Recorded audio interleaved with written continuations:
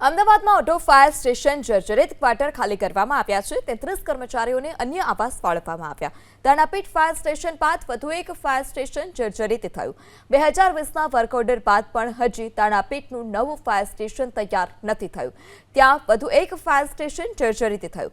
દાણાપીઠની જેમ ઓઢવ ફાયર સ્ટેશનને સંપૂર્ણ રીતે નવું બનાવવાની જાહેરાત તો કરવામાં આવી છે, પરંતુ હજી સુધી કામગીરી કરવામાં નથી આવી। અંદાજે 26.35 કરોડના ખર્ચે ઓઢવ વિસ્તારમાં નવું ફાયર સ્ટેશન બનાવવાની કામગીરી કરવામાં આવનાર છે। ઓઢવ ફાયર સ્ટેશનમાં 10 કેબિનનું નિર્માણ થશે। 2 ઓફિસ હશે, જેમાં સિનિયર ફાયર ઓફિસરની જગ્યા ફાળવવામાં આવશે। સ્ટાફ ક્વાર્ટરમાં 45 યુનિટ તૈયાર કરવામાં આવશે। ઓઢવ, કમતીપુર, પ્રખ્યાલ સહિતના વિસ્તાર પૈકી 3 લાખ લોકો માટે ઓઢવ ફાયર સ્ટેશનની મદદ લેવામાં આવે છે। ત્યારે ફાયર સ્ટેશન વહેલી તકે બનીને તૈયાર થાય તે પણ જરૂરી। આગામી 2 વર્ષની અંદર ઓઢવ ફાયર સ્ટેશન બનીને તૈયાર થવાનો દાવો રોડ કમિટીના ચેરમેન જયેશ પટેલે કર્યો છે।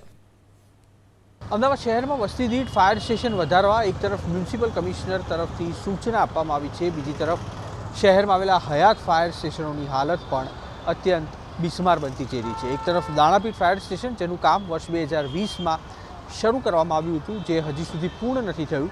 બીજી તરફ ઓઢવ વિસ્તારનું ફાયર સ્ટેશન, જે અત્યંત જર્જરિત હાલતમાં છે, અને તેને જ લઈને અમદાવાદ મહાનગરપાલિકા તરફથી હાલમાં આ ફાયર સ્ટેશન છે તેને બનાવવા માટે નિર્ણય કરવામાં આવી શકે તે પ્રકારની પરિસ્થિતિ છે।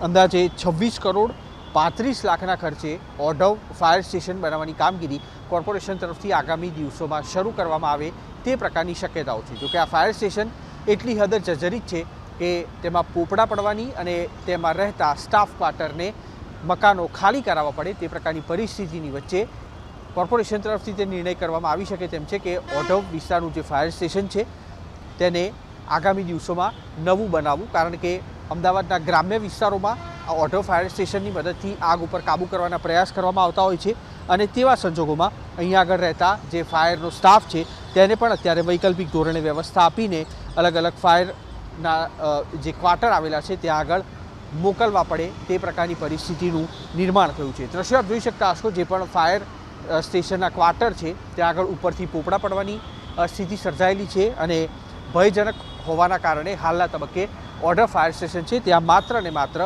અગ્નિશામક વાહનો છે તે રાખવાની ફરજ પડી છે। આ સિવાય અન્ય જે સ્ટાફ છે તેને નજીકના જે ફાયર સ્ટેશનો છે ત્યાં આગળ ખસેડવો પડ્યો છે।